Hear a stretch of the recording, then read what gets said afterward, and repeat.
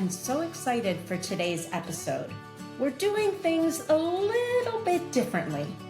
I had two amazing conversations with two different single dads through adoption. So we've combined them for you so that you can get a couple different perspectives from the viewpoint of a single father.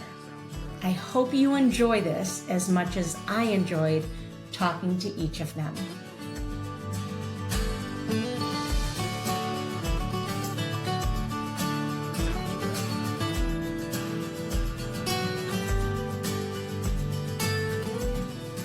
Your dream is to become a mom. My dream is to help you get there. I'm Rebecca Gruenspan, a single mom through domestic adoption and an adoption consultant for over a decade. I'll be your guide, along with other adoption professionals and members of the adoption constellation, walking you step by step down this beautiful and complex path of adopting your baby. When I was going through the adoption process, I had no idea what I was doing, what I needed to know, or more importantly, who to trust.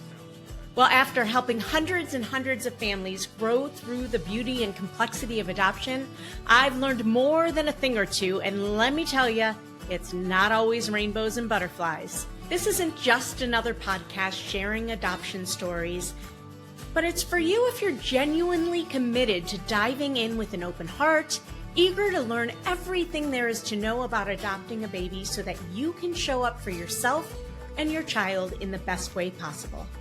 This podcast is for you if you're ready to put your newfound knowledge into action. Adoption isn't for the weak of heart, and it certainly isn't done when your baby gets placed in your arms.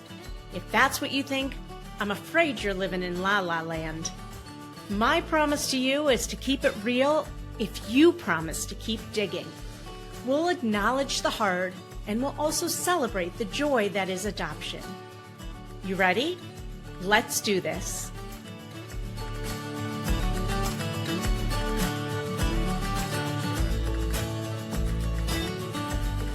Welcome to today's episode. Today's conversation is a really unique one. Our guest today grew up as the youngest of 6 kids, always surrounded by the joy and chaos of a big family. From babysitting and teaching swim lessons to coaching and being a big brother to many, he has dedicated his life to working with children. Driven by his passion for nurturing young minds, Dan Miller pursued a career in teaching. But as Dan entered his early 40s, single and with a deep desire to be a dad, he decided to take a bold step into the world of adoption. Losing his own father in 2006 only strengthened his resolve to create a loving home and become the kind of father he had always dreamed of being.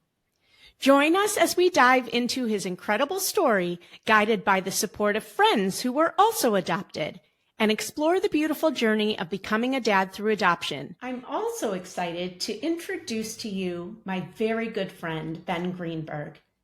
Ben has carved out a distinguished career as a real estate lender, focusing mostly on serving underserved communities, which is a testament to his commitment to making a difference wherever he can. Ben's adventures extend beyond the professional sphere. He's an avid traveler, often exploring the world solo for weeks or even months, immersing himself in new cultures and usually sporting his trademark hat. However, one of Ben's most profound journeys has been as a single father. He chose to adopt 2 children from Brazil at the ages of 7 and 9, believing that adopting older children might somehow be easier. Staying in Brazil for 7 weeks to bond with his children and taking a crash course in Portuguese so that he could effectively communicate with them was probably the easy part. However, facing the unexpected complexities of his choice, he immersed himself fully in the process, never shying away from the challenges he faced over the years. Now a proud grandfather of 2, Ben's life is a remarkable story of love, resilience, and community. He never misses an opportunity to give back or to engage in deep conversations with people he just met. Today, Ben will share his unique insights into the challenges and triumphs of international adoption as a single parent. Let's dive in.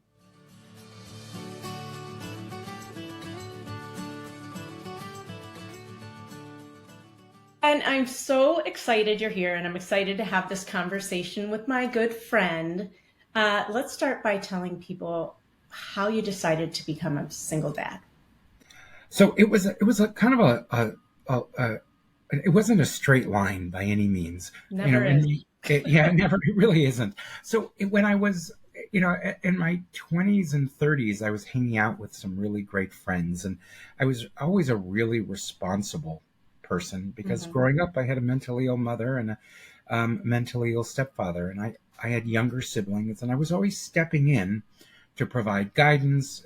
My younger siblings were 16, 17 years younger than I am. So I was out of the house and, providing them stability. And so I always felt parental in many respects of my life. And then I'm like, okay, I'm going to go have fun, and I'm just going to have fun. And I really, let loose for a bit. And then, as my friends started coupling up and having kids, I was like, wow, their lives are, it's so great. And I always liked kids. And so fast forward, I started a job working at an inner city nonprofit in Cleveland, where I worked with a lot of single moms, and they were all poor, and they all had lots of, challenges in their life. But one thing that was really clear is what great devoted moms they were.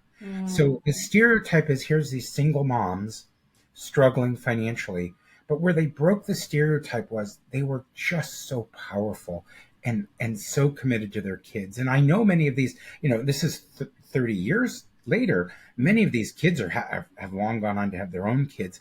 They're just fabulous adults. And I thought to myself, wow, if I ever decided to be, I made a good living, much more than many of these folks. I had homes. I had a support network. I thought I could do this. Of course, I didn't realize that African American women are just incredibly strong. But at the time, I'm like, I could do this, no problem. Oh, and then meaning the single moms. Right, that's right. That's right. Yourself too. Okay.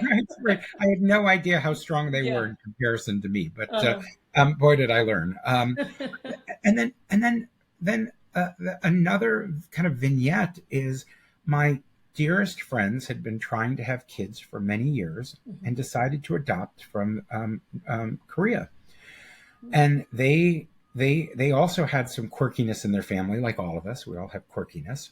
And they didn't want to bring their family to the Detroit airport to pick up their newborn child.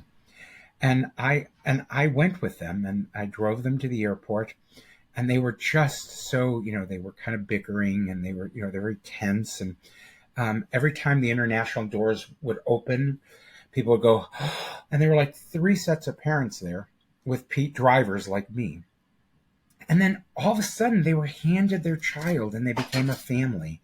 And the whole airport, everyone was around was crying. It was just such a magical moment. And I thought, oh my God, you don't have to have, you can adopt differently. So that, and so, first these single women who were so strong and were able to navigate life, then watching an adoption take place in real time.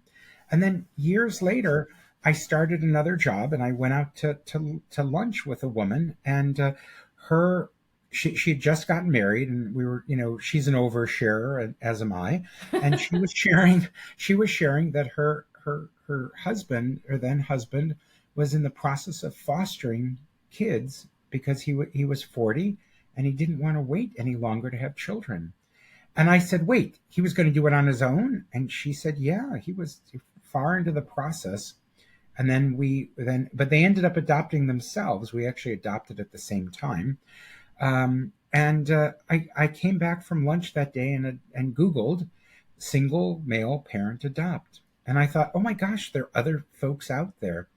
And that was my journey. It was kind of those 3, watching in real time, the inspiration of all these single parents, then knowing that someone else had thought about it and was Yeah. actually doing it, and that I that kind of brought me down this path of adopting.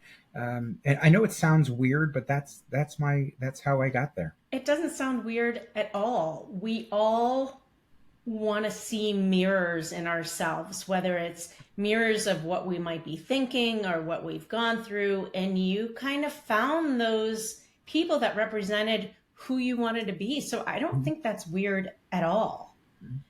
You know So, what? yeah, go ahead. One other thing is, I think our mutual friend Natalie Bowman. Yeah, who we She and had I. on the podcast, actually. I'll link it in the show notes so Oh, you can go great. back and hear it. Yeah. Oh, great. So she and I, years before, had said we what would happen if we didn't have kids. And somewhere in there, she said she was going to adopt, and I said, I'm thinking about it too. And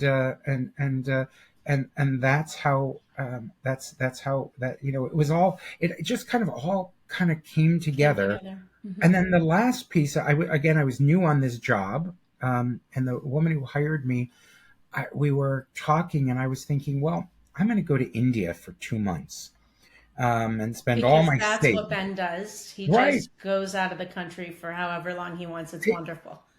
So I was going to go for 2 months, and I thought, but I can't afford adopting kids and going out of the country. So I sat with my boss, and we were in New York. We're at a bar, and we're having a drink, and she never had kids, but she was happily married. And I said to her, I'm thinking of adopting kids, but it would change. Right now I can travel and do all these things. And she said, you should do it. We'll make it work. And then a week later, she came back and dropped a paternity policy on my desk, a work paternity policy, giving me time off. And Wow. I just was like magic. I'm like, well, of course, the world is telling me that someone needs me and I need them. And Wow. that was that's how we got there. So I had lots of little supports along the way. There wasn't one moment where I said, I'm just going to do this. Welcome, Dan. I want to jump right into the questions. How did you decide to adopt as a single dad? Having been the youngest of six, I always wanted to be a big brother. And that's how I got into working with kids as a teacher and swim lessons and coaching and all that. And I remember saying when I was in high school that if I'm not married by 30, I'm going to adopt. 30 came and wasn't ready at that point. So in my 40s, still not married. And I had lost my dad in the early 2006. So that kind of prompted me even more so to look into it. And I've known a couple people that were single parents, mainly females. But I thought, they could do it. And my scheduling of being a teacher would be hopefully someone would choose me. And, schedule of being off in the summers and winter breaks and things like that. So I checked with a friend, co-worker who had adopted internationally, China-wise, and bent her ear, and she gave me info and decided international is probably not the way to go because of the expense. The expense of getting there and back, and then once we're home, then I would not have the finances to raise a child as much. So I was looking internationally. I also was looking into surrogacy a little bit and realizing that was quite expensive and not always a guarantee. Not that adoption is always a guarantee either. So I put that behind me and just started looking around in the Chicago area for local adoption agencies, and went to a few with just get information from. One didn't seem like they were overly eager to help a single male because it is unusual, know what people are thinking. So I didn't go with them. And then I found another one, and they had never done a single male either. So they had, a lot of questions, but they decided they would take me on, and went through all the hoops of fingerprinting, FBI stuff, home visits, and so on. I lucked out because when eventually it did come about, it was less than a year from the start. I got my profile together in May of 2010, and I got a call July of 2010. Wow. So didn't expect your mom choose you? Yes. The day my daughter was born, I got the call saying someone chose you. My friend went down with me to meet the mom and to meet the baby. She said she chose me because she liked my profile. She thought I was funny. Okay. And then 2 days later, my friend and I again went down to pick her up, and she's been with me since day 3 of her life.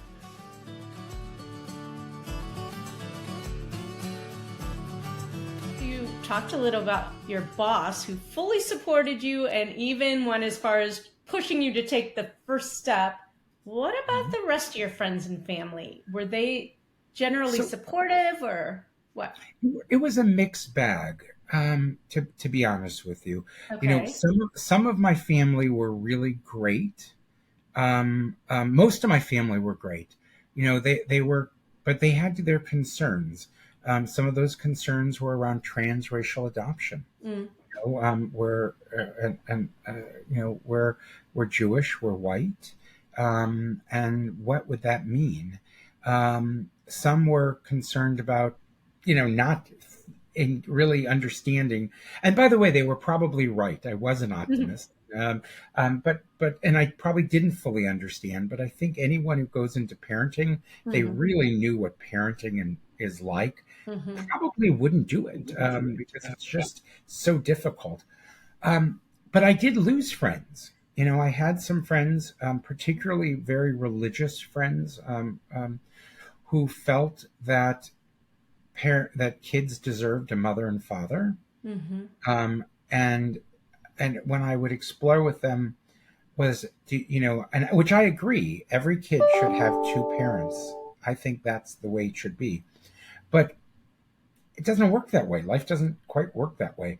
So I think one good parent is better than two bad ones. And gender, it could be two moms, it could be two dads, it could be a mom and dad.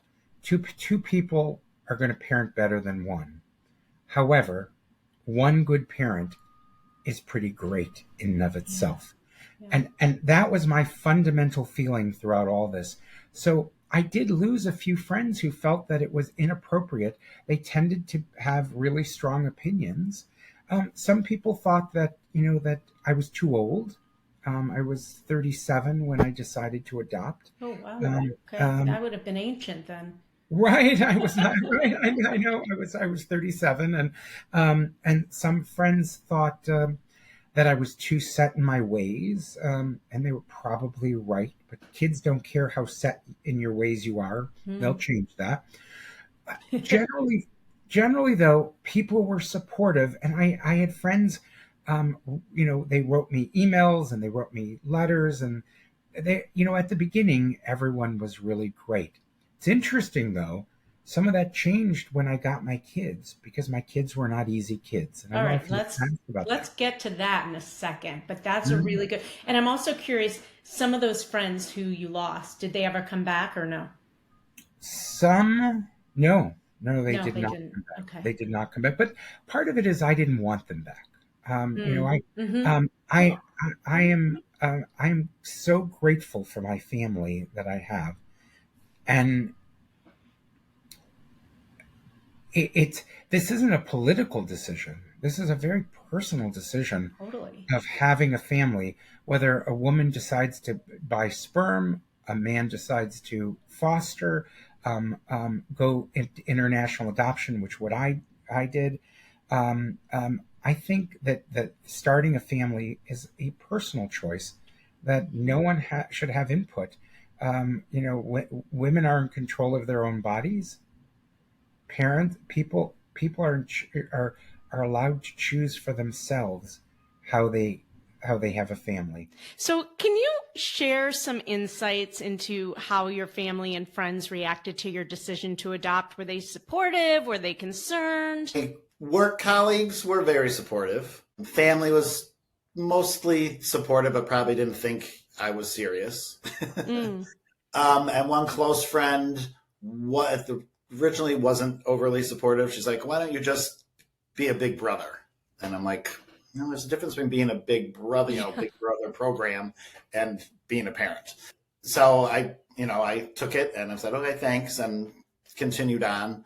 My siblings helped as far as, helping put my profile together and pictures of me with my nieces and nephews. And so they would see all that. But again, I don't think they originally thought anything would come of it. Mm-hmm. And once she was home, surprisingly, my mom wasn't overly enthusiastic. She's like, oh, I can't believe they let a single male have a girl baby. And so that was a little hard, but she lived up in Wisconsin and didn't really come down to meet her for like 2 weeks after I had her. But then once she met her... What was that about? What do you think that was sure. about? I'm not sure. I think she just assumed it was, a male is going to get a boy. I'm not quite sure. I never fully asked her. I was kind of annoyed about it and a little hurt. But once she met her, then, she knew it was the right, and she saw me with her and all that. She knew it was the right decision, and they had a great relationship when they were little. And everyone's happy now, and everyone's helped me tremendously. I had a cousin who watched my daughter when I went back to work. And so she ended up having the female influence when my daughter was an infant till she went to first grade. She was with my cousin while I was at work. Oh, that's so nice. That's so nice. There was very helpful. Did any of the pushback from your friends at the time make you pause or think twice before you move forward, or were you pretty intentional and set and thank you for your opinion, I know you love me, but I've made this decision? So, I mentioned earlier that I was very engaged with my parents in raising particularly my two youngest children, or two youngest children, that's funny, two youngest siblings. And I watched two not stable parents raise and me help out. And I thought, I don't need anyone else's opinion to tell me what I can and cannot do. And so I had made up my mind. Now, what's interesting is I did talk to a stepsister in Israel who said, don't get one, you definitely got to get two. It was probably good advice. It was excellent advice. And her answer was, her feeling was, well, they'll keep each other occupied so you can get a break. That was real, but she was suggesting I get 3 or 4, and I'm like, oh God, that would have been crazy. Someone else mentioned to me, are you ready to deal with handicap and kids with physical disabilities? And I had to really think about that. I had to think about the transracial piece. That was really big. I've had a large, diverse group of friends, but now I was talking about changing my family look and design, and what valued. So I went to the oldest person in my family, which was my grandmother, who was alive. She was her health was just starting to fail. She was like 93. Okay. And I said, Grandma, I'm gonna go and adopt a grandkid or two, but they're going to be black. And I just wanted to see her reaction. Her reaction was, so did I understand you right? I'm finally going to have great grandchildren? And I said, yes. She said, then I don't understand what you're waiting for. Oh, so I have chills. Yes, it just freed me to say, I don't know what kind of kid I want, whether it's black, Asian, white, but it allowed me to then say, what's important to me? What do I need? And I think adoptive parents really need to ask themselves those questions. Doesn't care what your parents. It's interesting. I had another family member who was like, "Oh, you cannot adopt kids of color." What's interesting is his fiancée is an African American woman today. Because he's evolved, and of course I have kids of color, and my and biracial grandchildren, and we just it worked out great, and everyone's happy and fine. But back then, and thinking about it was such a profound thing to contemplate. What kind of kid do I want? And when you have kids, you have to let go what you want, realizing it doesn't really matter what you want. They are their own human being. They have their own interests. They have their own desires. My daughter loved Barbies. The idea of Barbie just was so not appealing to me. But I learned to sit on the floor and play Barbies for hours. And now my grandbaby wants to sit on the floor for hours and dress up Barbies, and I embrace it. It took a while to get there, but I guess when you become a parent, you really have to contemplate what your kids needs. But you can start out with what you need, but you also have to realize what you need is really not going to be that important. As soon as they arrive, whether it's through birth or adoption, everything is about them and their view on life.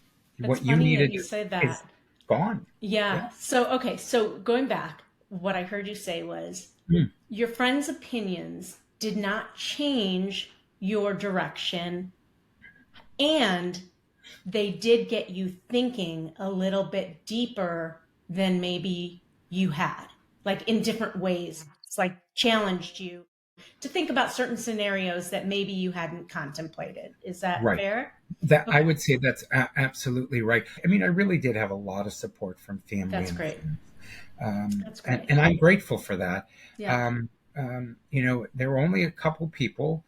One was a work colleague who said to me, "Don't do it. Are you crazy?" But he had an adopted kid from Colombia who had significant mental health and emotional health issues. And he was an older adoptee like mine and knew more of what I was getting into. But his warning wasn't "don't do it." His warning was be prepared. Know what you're getting into.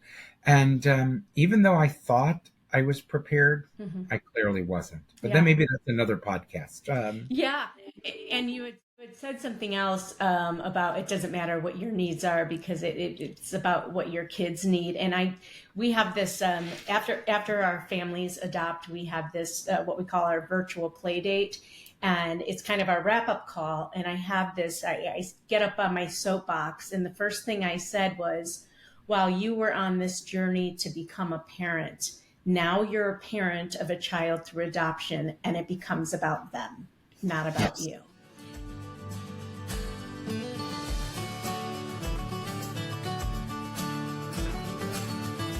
So I have heard from some agencies that they have never had a problem with single dads. Most of them have never worked with single dads. So it is pretty rare, but I know that there are some out there who would love to adopt. So when you ended up working with this agency, did they give you any advice or tell you to do anything differently than they might anyone else?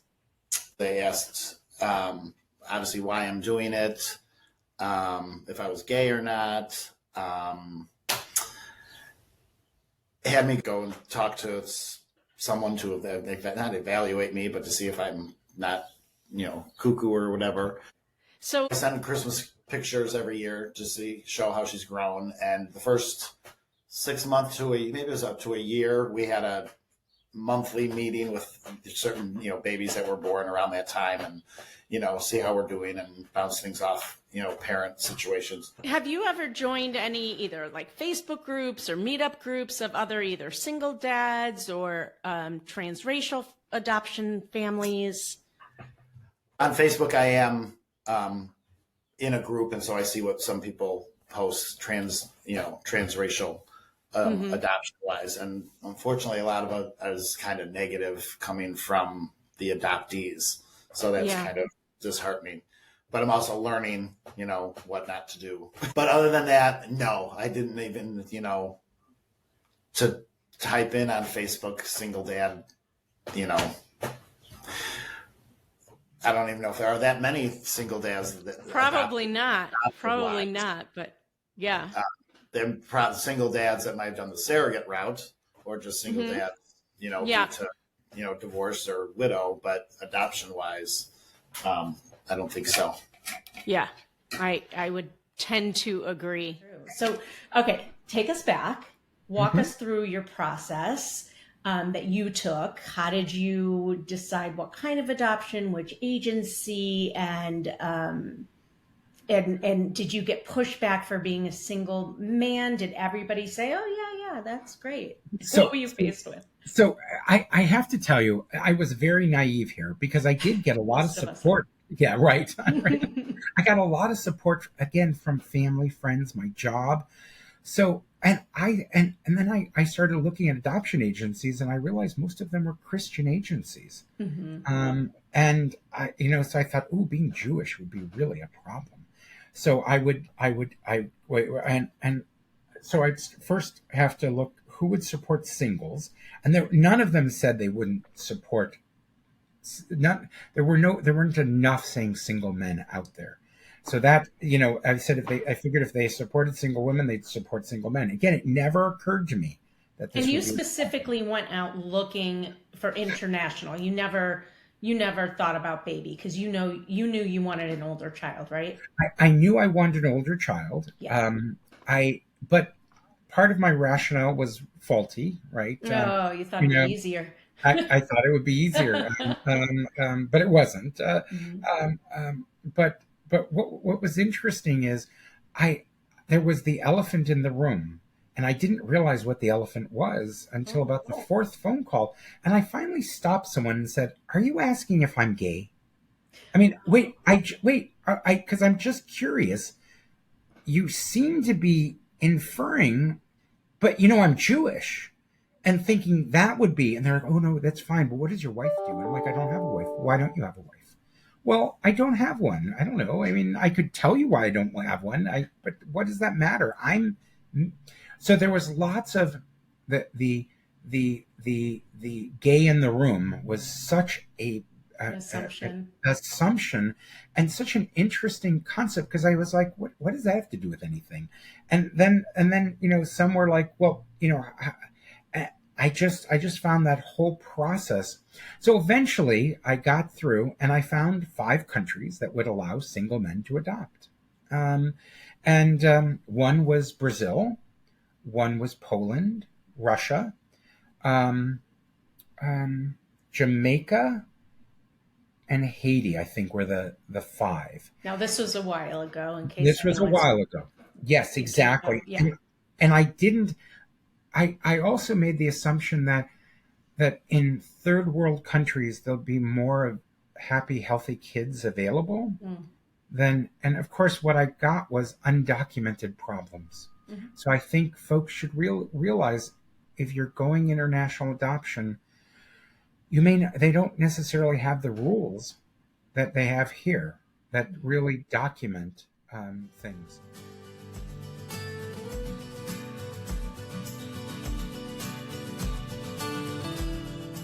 When you share your adoption journey with your daughter, what do you tell her and what do you want her to know about your experience? Does she ever question why you're a single dad, or? No, she really hasn't. She never really asked. And now that she's, a teenager, she hasn't. Mm-hmm. You've just always been dad. Us. Yeah. I showed her the profile that her mom chose me from, and she read it and laughed about it. Unfortunately, it's not an open adoption. Her birth mom did not want to have it open. Okay.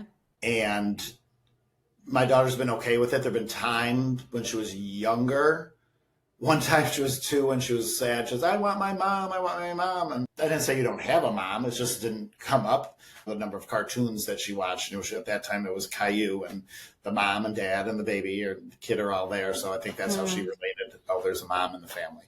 But after that, there, really wasn't. When she was around 11 or 12, she asked if she could meet her. And I gave her the information. My daughter's middle name is the birth mom's first name. So we kept that connection. And I said, when you're 18, you could track her down. I don't want to interrupt her life now. We've talked about it more so when she was younger. Now she's not really asking questions as much. Yeah. I understand that you're doing that because that was what the mom's wishes were, right? Right. Mm-hmm. Yeah. I do know, like, one of the things that I learned, I sat on numerous adoption panels from adoptees, hearing, okay, what did our parents do right? What did our parents not do great? And one of the things that came up was that when our parents never talked about adoption and never brought it up, we felt like it was not to be talked about. So that's something that always stuck with me. And I'm also a single parent through adoption. So I work in adoption, so it's a little bit different, but bringing up adoption or saying things to make the connection, like, anything about how, oh, this about you is so beautiful, you must get that from your mom or from your, birth family. Or do you ever think about them? I think about them all the time. Or bringing it up so that a door is open for her to know it's okay to talk about if I want to. Right. Yeah. When she was younger, I talked about it probably more so than I do now. Yeah. But yeah, I wanted to make sure that she was comfortable and knew, because obviously we look different being African American. And I think she's fine with it. When she was younger, kids would ask, who didn't understand the whole adoption thing, would question things, and she would just say, I'm adopted. And leave it at that. So she's been comfortable with it that way. But I think she does want to meet her birth mom.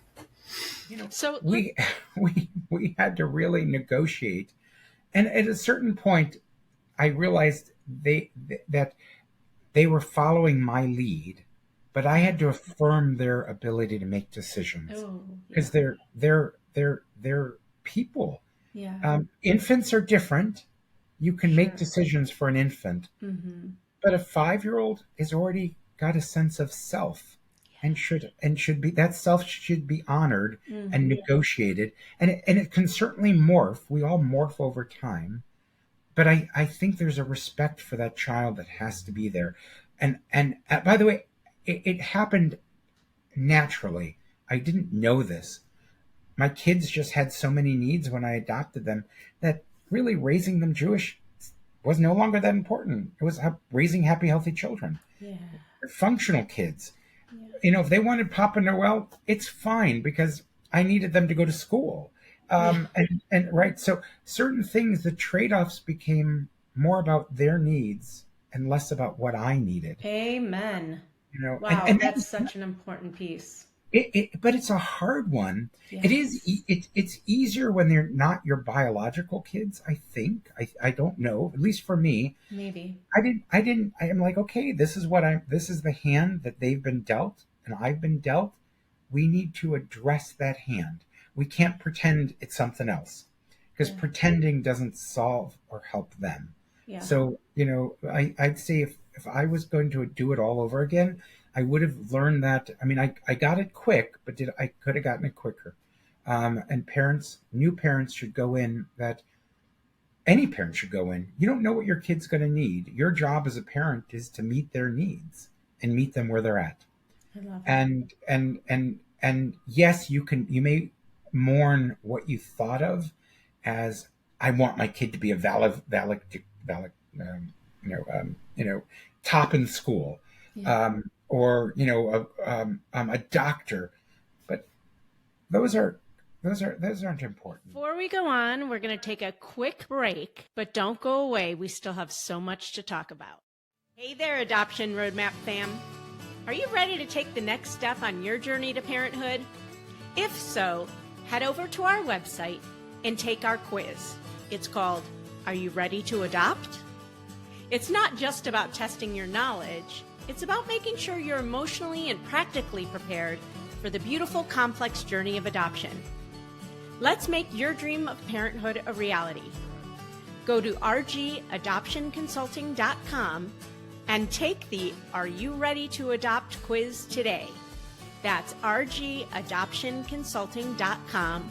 The quiz is free, and it will let you know where you are in the process and if you're ready to jump into your adoption journey.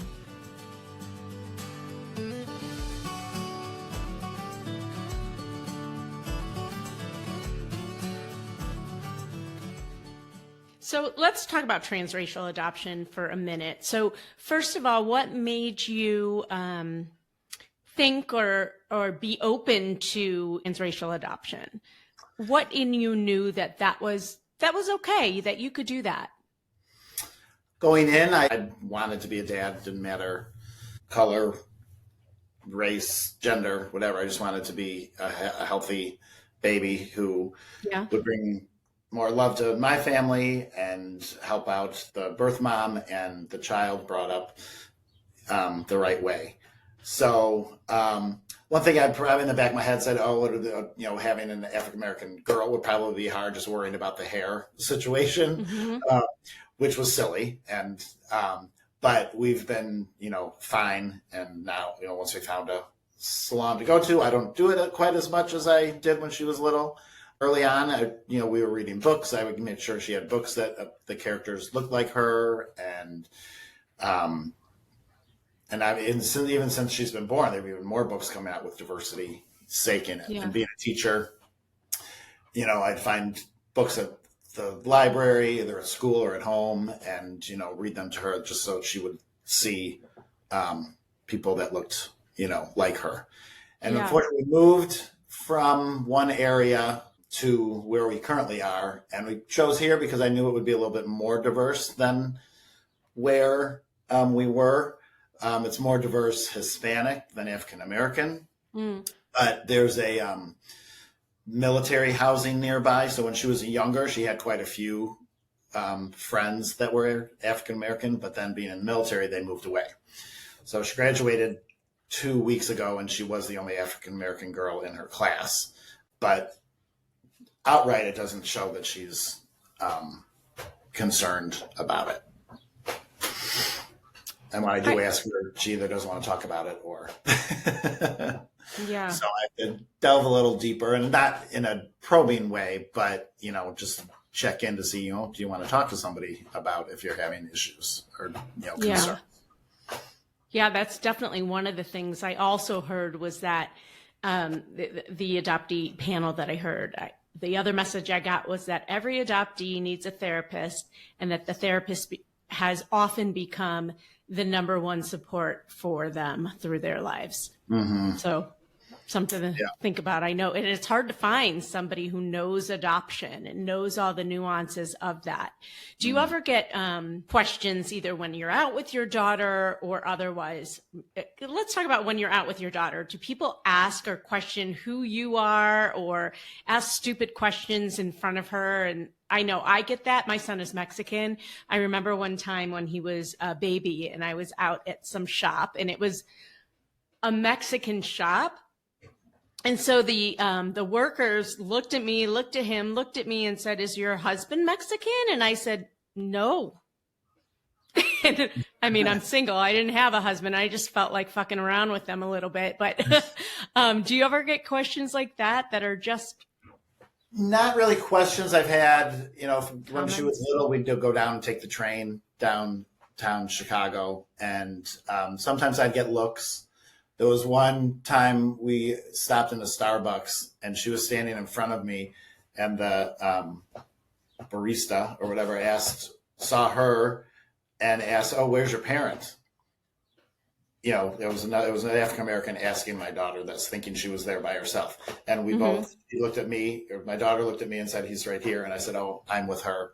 And then that was it. And I got the impression that barista was not very open, about it. Like, oh, but then we've gone by and we were in the city and we walked by someone and they said, oh, great hair, because of the way her hair was that day, or a compliment to me. Oh, I've done a nice job on her hair.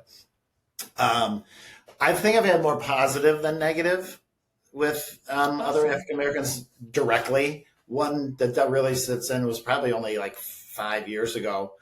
Actually, it was before COVID. We were just at a hot dog joint, and we walked in. We were ordering, and while we were waiting, a gentleman and his wife were sitting in a booth, and he came up to me, and I didn't know what he was. And he put his hand out, and he just shook my hand and said, "Good job." He was an African American man. Yeah. So he could tell, I don't know if he just tell the connection we had, or that she's being raised the right way, or thank you for helping. So I've had semi more positive that I'm aware of. There maybe be others, talking behind my back, or, giving me looks as we would walk by together. But for the most part, they've been pretty positive. That's awesome. That's nice affirmation for sure. So let's talk about her hair for a minute. How did you learn, and when did you realize that that was an important thing? Early on, when she arrived home, I started, when I had the time to look online how to take care of African American hair and female hair. And so thank goodness there was the internet when she was a baby to help us. I didn't overly style it. We were, easy, comb it, brush it, put it up in a puff till she was probably 5. Sometimes it was a big puff, sometimes it was, or it would just be free with a headband. And then it wasn't overly growing well enough. So I'm really, it should be in a protective style so it will start growing. So my cousin, who was watching her all those times, originally worked near a hair salon that was an African-American hair salon. We started going there, and we pretty much been going there ever since. Awesome. But she's not a fan of doing her hair or getting her hair done. Being the age that she is, she could probably do some of it herself or do big braids to style it. But, we get it styled, and 6 weeks later we get it styled again. And Yep. Okay, so you're in a transracial adoption. Your kids are brown, Brazilian, and you are white, right? They're totally Brazilian. Okay, that's correct. So they're brown, and the father of my daughters. And then you have. And my daughter's ex is African American. Right. So, okay. So her kids are transracial. Yep. So you have white, black, and Brazilian in your Brazilian brown. Correct. Family. Okay. So what types of questions do you get when you're out together, and do you ever get them around your kids? Tell me about some of those. I mean, we all do. At some point. Yes, we do. Often, I get, are they mine? I get, are they yours? Particularly when the younger ones, they run in front of me, and they're maybe 4 or 5 feet in front of me, and someone's like, "Where's the absentee parent?" And I'm like, "I'm here. I just can't keep up. They're running. It's not like they're running into the street." All right. That's typically white folks. My granddaughters call me Zadie, which is Yiddish for grandpa, and I was at a park, and a woman turned to her friend with me standing right there. She doesn't have a Zadie, meaning she's a woman. She's a young lady of color. She couldn't possibly have a Zadie, but she does, me. I didn't engage with these people because there was no point in that. But during the George Floyd riots, when I went to get my hair cut, when someone said something racist, I was like, stop. My family are brown and black. and what you're saying is simply wrong. So I've had to choose. With my son, I've had to say, when you're pulled over, keep your hands on the steering wheel. He started driving. He started driving when there was a lot of racial tension in this country. Keep your hands on the steering wheel. So all that, we've had some really, my daughter and I went to Atlanta once, and she wasn't feeling well. And so we went to stop at, a CVS or, Walgreens to get her, some like, headache medicine. And she's walking around the store, and I'm opening things and looking at the sale items, saying, "Oh, should we get this? Should we not get this?" And she comes up to me. She said, "Dad, some creepy guy is following me around." And I'm like, "Wait." And we realize it's security. The security guard isn't checking me, middle-aged white man, who's opening products to check to see if they're any good, but following my young lady of color, my beloved daughter, around the store as though she's going to steal a bunch of stuff. We've definitely seen some of that. We've seen it in the Jewish community. We've seen it in the regular community. When you have a transracial family, when they're young, they're all cute. As they become adults, they become adults. They become men. They become women. The angry black woman, the angry brown woman, the angry, the insolent black teenager versus just a teenager. Mm-hmm. A gang of kids. Well, they're just 5 kids walking down the street. They're not a gang, but there are 5 black kids walking down the street. Mm-hmm. Do you cross the street? These things are so personal to my family now. Mm-hmm. And by the way, it's not just white people. The other day I took my granddaughter, and I'll admit she has really curly hair, and I didn't bother to comb it. I was just like, I tried. She wouldn't let me. So I'm like, okay, we're going to the store. And an elderly black woman came up to me, and she whispered in my ear, "Is she yours?" And I said, "She is." And she said, let me help you. And she walked us over to the hair care products and started putting stuff. You should use this on her hair and comb it with this, and spray it with this, and tie it with this. And I said, okay. I got home, and my daughter's like, "That happens to me all the time. I can't stand it." Well, wow. Emma has long, straight, Brazilian, Latina hair. And her daughter Mia, has more African American curly hair, and we're having to learn how to address that. And of course, no young lady likes her hair combed to get long hair combed. Got to do it. It's not fun. Mm-hmm. Boys are easier. If they don't cooperate, you shave their head and it goes back. And, But we've had issues, but generally, we haven't. The issues that were in our family and our friends all ameliorated. Everyone immediately realized this is just who the Greenbergs are. Yeah. And they were totally cool with that. Yeah. Out in the general community, we still deal with race because race is very much an issue in our country. It often complicates some of the other issues, particularly mental health, which again, we still have some mental health issues that, and that concerns me, and how police handle that. But we live in a suburb that, I've introduced myself to the police chief and said, okay, we have these kind of problems.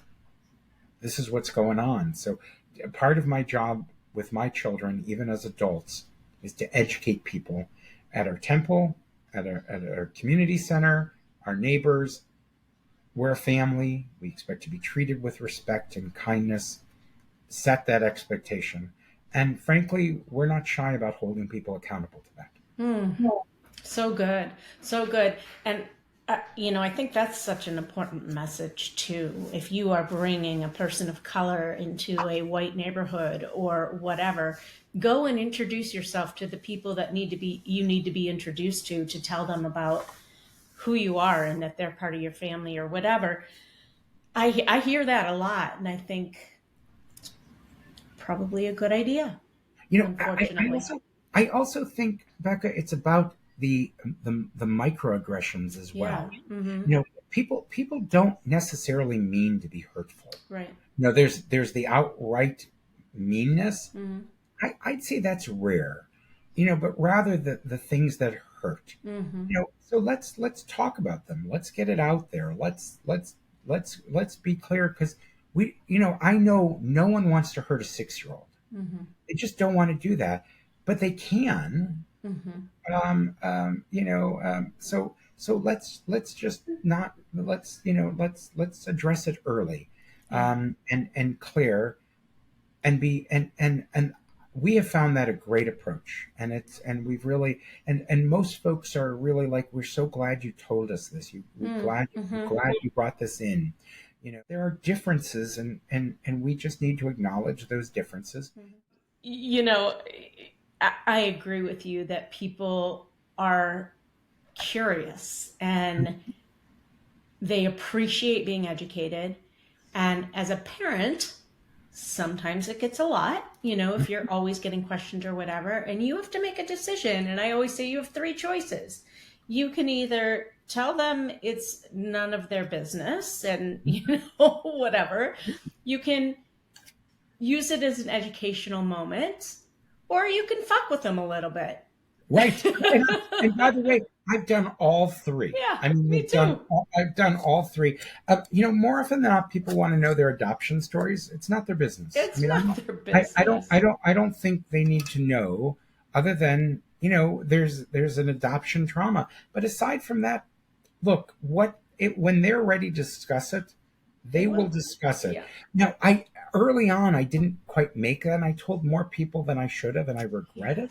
Yes. I'd caution parents to keep that stuff to themselves, because it's not their story; it's their kid's story. Amen. But c'est la vie. I did. But now I don't. I even asking my son Ado about having this going on this podcast.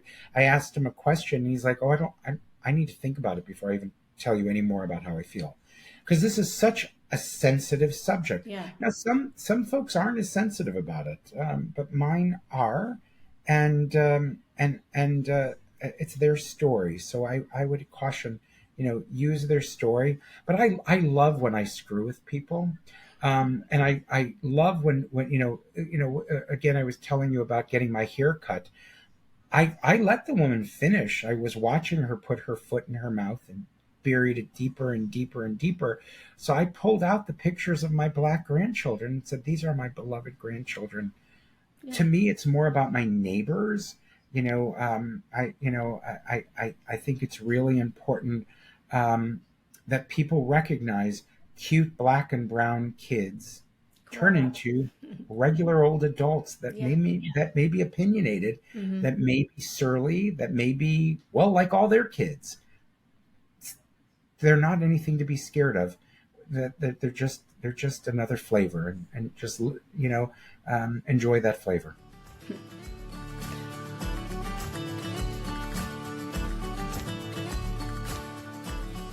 So, to other single men who are considering adoption, what advice would you give them based on your own experiences? Well, again, I'm probably unique because I have the background in, education and children growing up, and I'd say go for it. You'll learn as you go, just like if you were a parent with a spouse. Yeah. I probably didn't read as many books as I should have. It's never too late. You still have many years ahead of you as a father.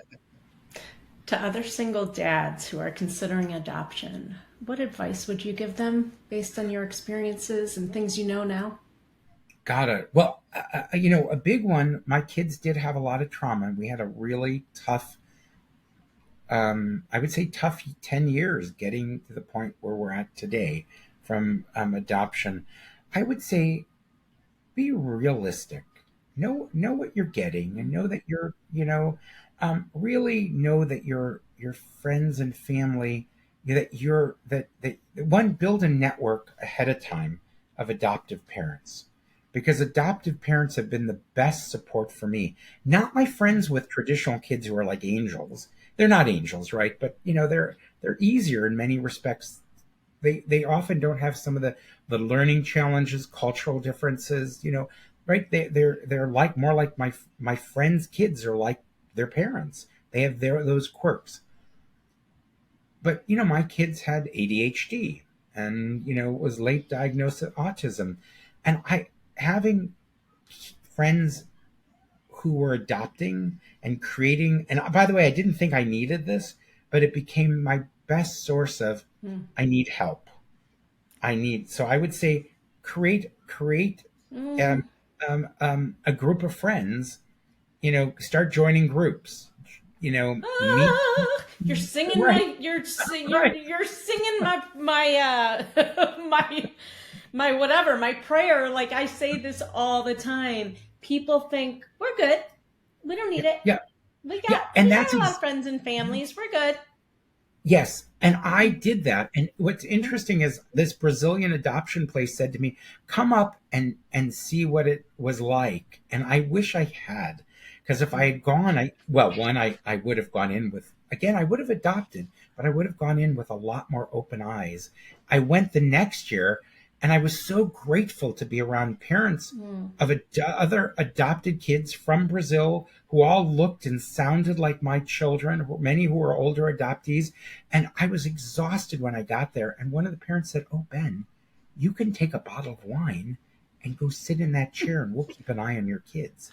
And I was like, well, I'm like, no way. And another time, my son, my Ado was my challenging one, at least until he turned about 10. Then it switched to Emma.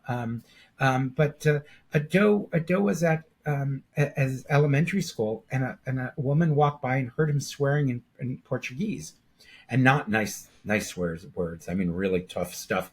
And she poked her, and she spoke 5 languages. She was she and her wife had 2 adopted kids, and turned to him and said, "You can't talk like that to an adult. Come with me. You're going to apologize." And he's like, and she's like, I'll translate the apology. She walked him up to the teacher. He apologized. And then the next day at parent pickup, she said to me, "I think you need a break. Why don't you come over for Shabbat dinner and hang with us?" They've been dear friends for 20 years now. So I would say, be realistic. Create a network ahead of time of people who will get.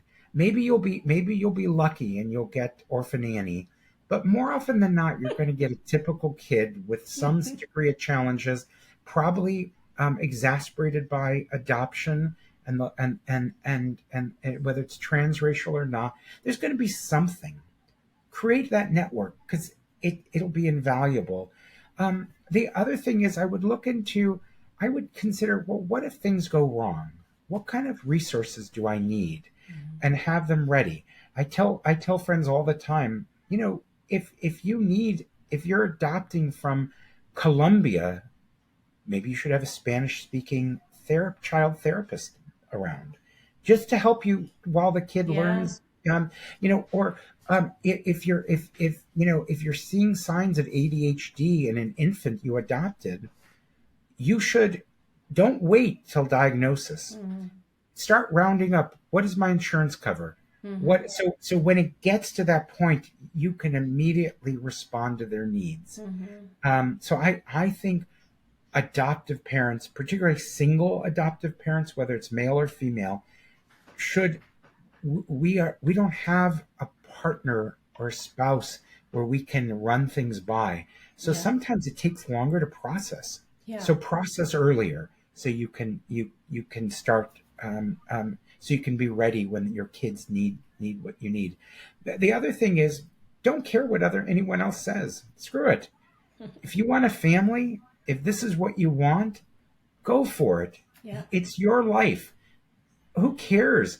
Becca, we actually have a mutual acquaintance who didn't have children because her mom told her not to adopt.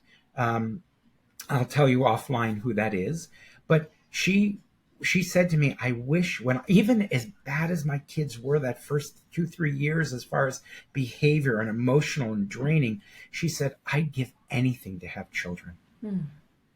Anything. Her mom and her sister vetoed it.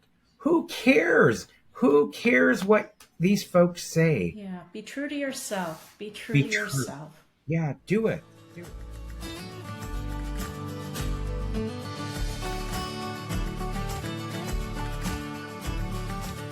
So what are some of the unexpected joys you've experienced as a single dad? Probably being accepted by the African American community, seeing that I'm doing a good job of it. That's one. The time that we're obviously almost always together, since just the two of us, unless she's, but now that she's more on her own with friends and stuff, but just the having the time together. Yes, I work with kids all day and then I come home and it's just one instead of 20. And just hearing what she's done during the day, just, regular parenting stuff. Yeah, I love it. That's awesome. How has your adoption journey or adopting your daughter impacted your overall perspective of adoption? When she was little, she's like, oh, I want a brother and sister. I for sure would have done it, again, if I financially could have afforded it. And I thought 40s, I wouldn't really get chosen due to my age. But now 40s is like the new what? Who knows? What do they say? Teens. Oh no. Just kidding. What else do you want to tell people about your journey? It's quite unusual having it happen so quickly. But I was only going to give it about a year, and if nothing happened, then, I was, deal with the dogs being my kids instead of. Yeah. And because it happened so quickly, I kind of got in trouble with the summer club thing that I was doing. I didn't let them know I was looking into adoption. So in my evaluation, they commented on not letting them know that I was adopting. And I'm like, I didn't think it would happen that quickly. That's why I didn't tell you. I didn't know what to expect, but I didn't expect it to happen in 2 months. Yeah, that is very quick. Having a daughter that, knock on wood, hasn't been any issues. She was a pretty easy baby for being single, which helps. Yeah. All right, you're not allowed to answer being a Zadie and having grandchildren. Other than that, what are some of the unexpected joys of single fatherhood? So obviously I'm not going to answer that, but that's a big joy. I know. But the normal joys of parenting, that going to an amusement park for the first time with kids, going to see a movie for the first time with kids, reading that book and reading it over and over and over again. Oh, yeah. I was just telling Doe loved the movie Cars, and I must have watched Cars 500 times. It was a joy because he got so much joy out of it. Having a pet, watching him love that pet. All the joys of being a parent are the joys you get because we're no different. An adoptive parent and a parent are a parent. There's no difference. So if I refer to my kids as my adopted kids, they're my kids. They're my children. Yeah. I love them. I would die for them. That's the joy of having them. People say you saved kids. I would say on the contrary, my kids saved me. Yeah. I would have been eating at too many restaurants. I would have been traveling a lot. I would have been hanging out, taking pictures of my meals.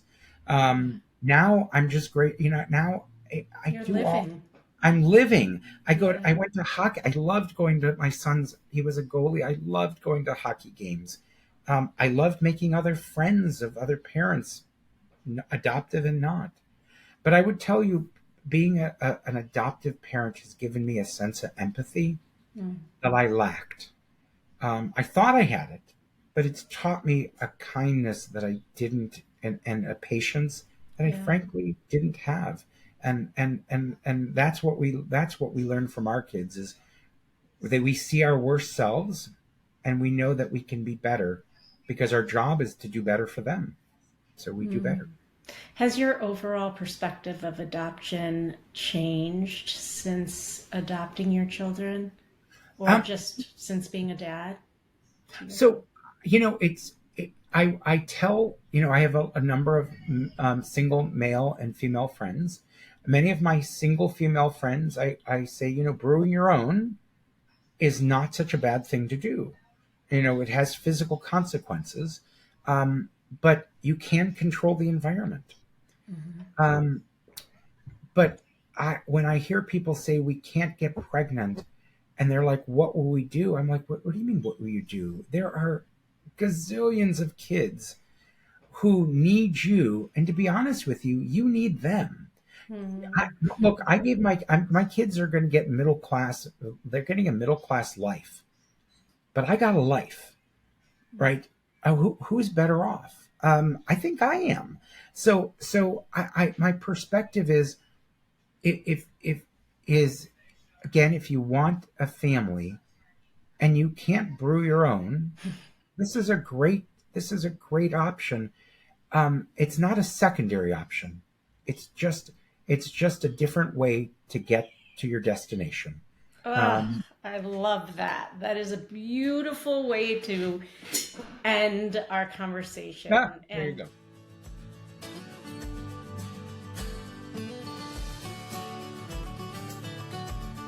Before I let you go, though, I'm going to do a quick fire round. Okay? So as it relates to adoption, who is one person or organization who has impacted you? I want to do a shout out to them. Well, so I would have two. It's Limiar International, and it was the group that it was a nonprofit group to help Brazilian children. And it was started by a woman whose husband was in Brazil, and she saw all these kids on the street and all these kids in broken homes.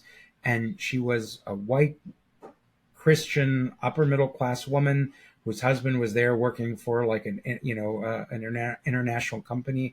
And she had her own kids, and she said, I'm going to adopt 5 kids. And she just kept adopting kids. And then she's like, well, okay, I'm going to get divorced if I adopt any more. So I'm going to start an agency. And for many years, she did that. She has since passed on, but that organization was life-changing.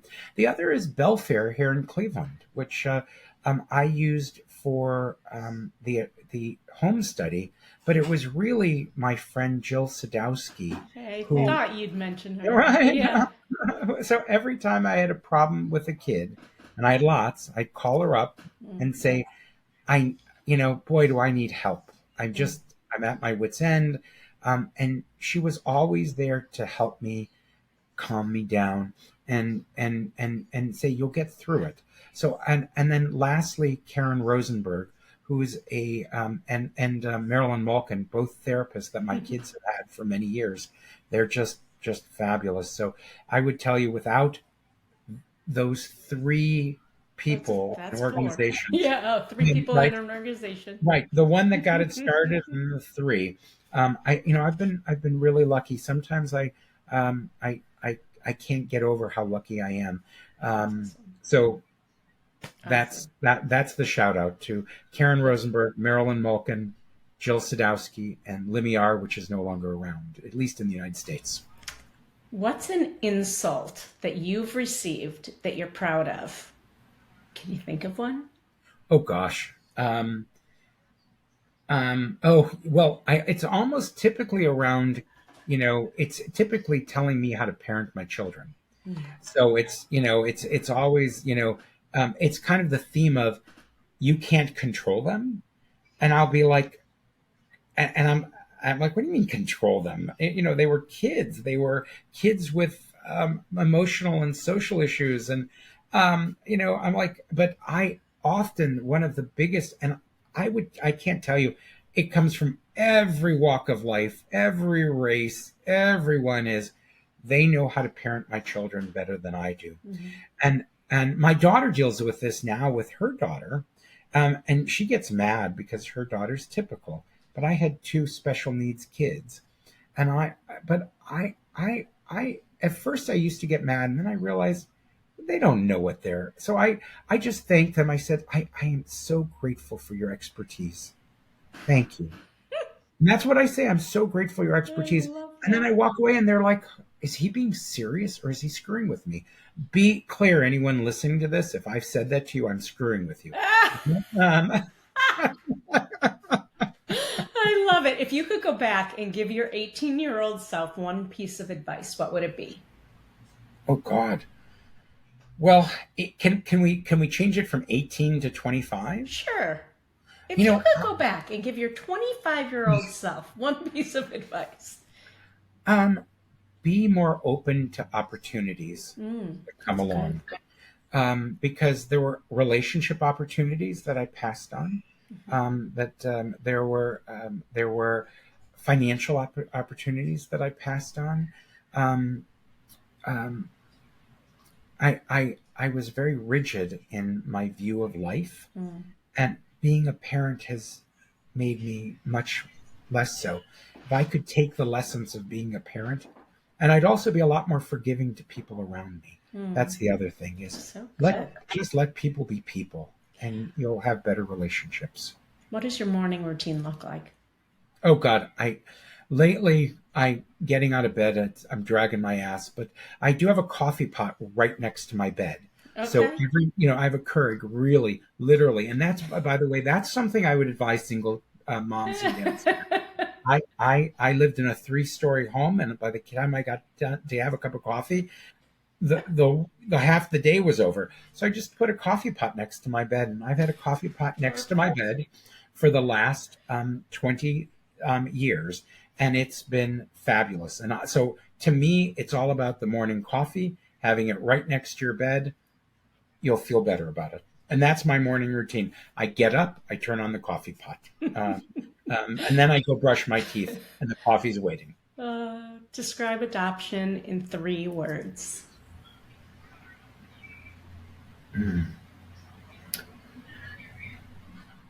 Expectations, love, change of expectations. Thank you so much, Ben Greenberg. I appreciate you and love you so much. Well, thank you for this, and thank you for sharing your story. Just a couple quick fire questions to wrap it up.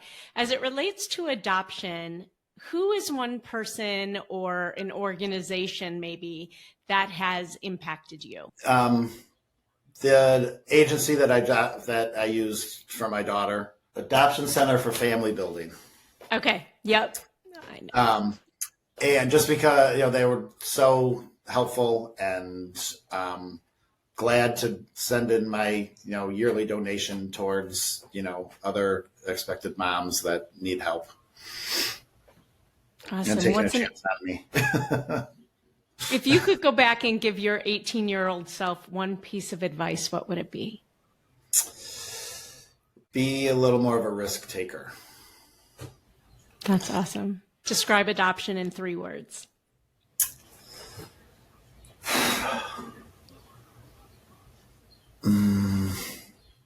Loving, life-changing, and surprising. Dan Miller, thank you so much for sharing your story today. If you liked what you heard today, I hope that you'll give us a 5-star rating and a review. Tune in every Wednesday and Friday for another episode of the Adoption Roadmap podcast. And remember, success is a continuous journey. If you find yourself veering off course, just steer back onto the roadmap until you reach your destination. And whatever you do, never lose hope. Hope is that light inside you that will lead you to your dreams. Thanks for tuning in. Bye-bye. Well, I hope you enjoyed that episode of the Adoption Roadmap podcast. If you did, I have a few favors to ask of you. First, please hit subscribe so you never miss an episode. And while you're at it, I'd love to hear your takeaways. Please write a review and let me know what you liked. And if you have a question or a suggestion on what you'd like to hear, I'd love to hear that too. Please shoot me an email at support@rgadoptionconsulting.com and let me know what you'd like to hear about. And if you have a question, I may just answer it online. Thanks again for listening. Tune in every Wednesday and Friday morning for a brand new episode of the Adoption Roadmap podcast. Until next time, bye-bye.